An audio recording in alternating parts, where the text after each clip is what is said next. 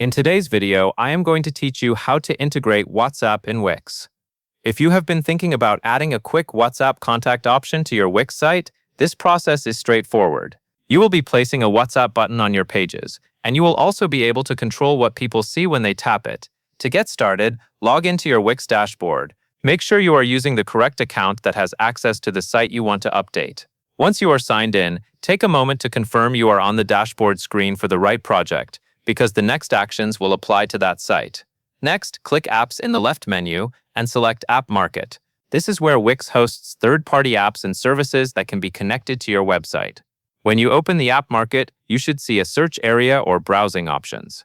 This is the section you will use to find the specific WhatsApp integration.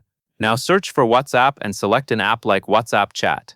As you search, pay attention to the results and choose an app that clearly matches what you want, which is a WhatsApp chat or WhatsApp button for your website visitors.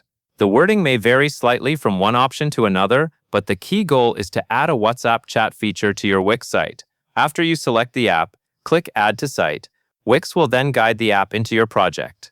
Depending on your site settings, you might be asked to confirm the installation or choose where it should appear. For this tutorial, just make sure the app gets added successfully and you can see it within your site editor or app settings area. Once the app is added, click Settings to enter your phone number and customize your welcome message or button appearance.